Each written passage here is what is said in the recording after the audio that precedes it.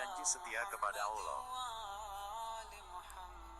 Alhamdulillahirobbilalamin. Ya Allah, hamba berulang kali mengenang atau teringat ketika dulu tahun 2019 ternyata dalam impian hamba sungguh ayat di bawah ini sangat menyatu dengan mimpinya hamba, di mana ayat di bawah ini benar-benar memperjelas bahwa Allah Subhanahu wa Ta'ala merahasiakan tentang apa yang hamba rasakan, di mana impian hamba itu seolah ada sesuatu menceritakan dari awal kejadiannya Ahmad, di mana ada suara kun fayakun hingga ada dua suara yang sedang tanya jawab, dan tidak lama kemudian salah satu bertanya kepada diri sendiri, siapakah aku ini, dengan suara kun fayakun, lalu dijawab itu adalah ya kun fayakun, itu adalah aku Allah. Mengapa kita sama nur cahaya di atas cahaya, dan kau adalah cahaya sempurna, ya benar, tetapi kau tidak bisa menciptakan sesuatu.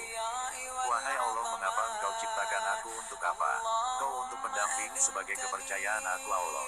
Wahai Ahmad, kita menyatu kembali bersamaku. Wahai Allah, apakah bisa kita menyatu? Bagiku tidak ada kesulitan.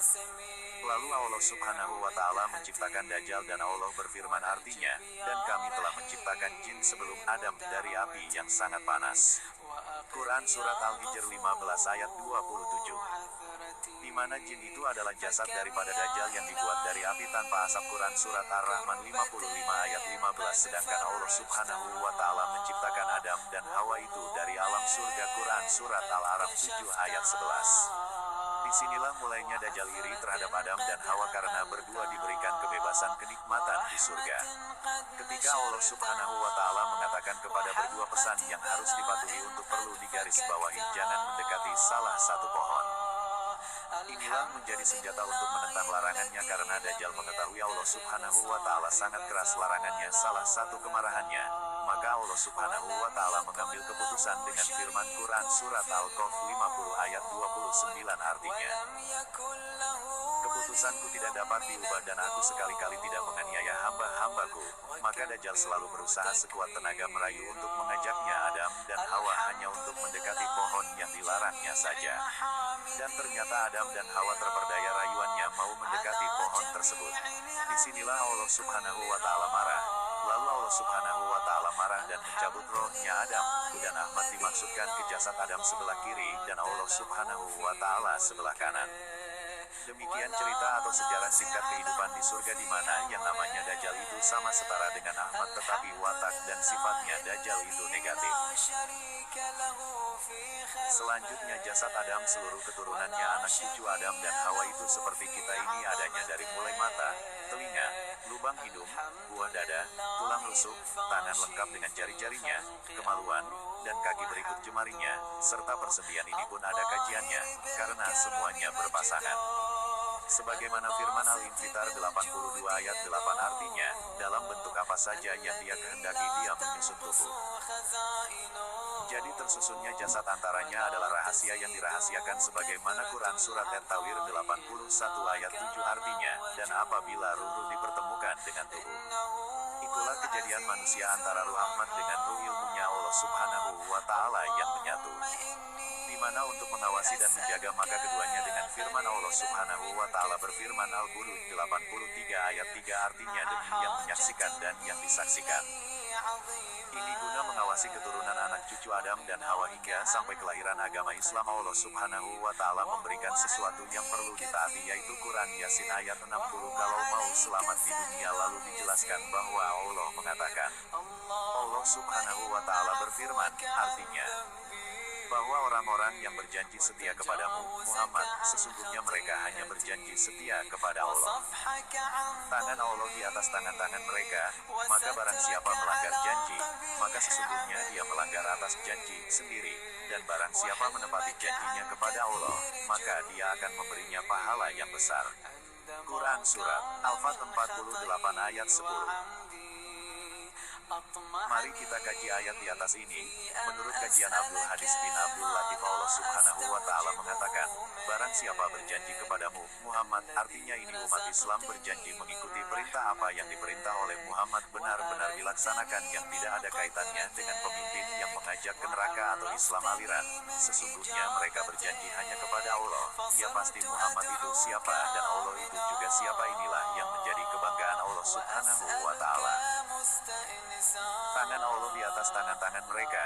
Coba mari kita perhatikan bahwa tangan Allah di atas tangan-tangan mereka. Perhatikan ketika kita sholat dengan mengangkat kedua belah tangan dengan mengucapkan Allahu Akbar, lalu tangan kanan memegang tangan kiri. Ini artinya bahwa yang dipegang itu adalah umat Nabi Muhammad Sallallahu Alaihi Wasallam. Ketika kiamat itu dipegangan Allah Subhanahu wa Ta'ala.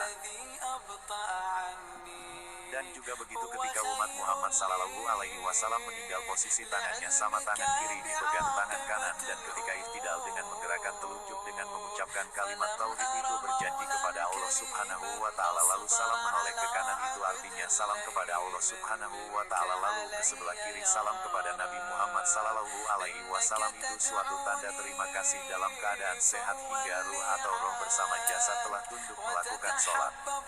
Jadi kesimpulannya bahwa ruh atau roh serta jasad mengikuti petunjuk perintah Nabi Muhammad Sallallahu Alaihi Wasallam.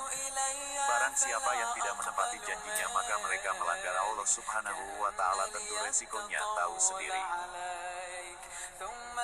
Perlu kita ketahui bahwa larangan Allah Subhanahu wa Ta'ala tidak boleh dilanggar. Ingat firman Allah Subhanahu wa Ta'ala mengusir Adam dan Hawa serta iblis dari surga gara-gara menentang nasihatnya. Quran Surat Al-Baqarah 2 ayat 35. Artinya, dan Allah berfirman, wahai Adam, diambillah oleh kamu dan istrimu surga ini dan makanan-makanannya yang banyak lagi baik di mana saja yang kamu disukai, dan janganlah kamu dekati pohon ini yang menyebabkan kamu termasuk orang-orang yang zalim.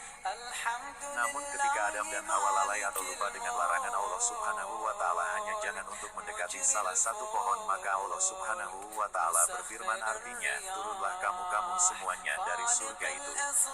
Kemudian jika datang petunjukku kepadamu, maka barang siapa yang mengikuti petunjukku niscaya tidak ada kekhawatiran atas mereka dan tidak pula mereka tidak bersedih hati. Ayat Al-Baqarah 38. Ayat di atas ini Allah Subhanahu wa Ta'ala masih ada toleransi terhadap hanya kepada Adam dan Hawa dan tidak terhadap iblis.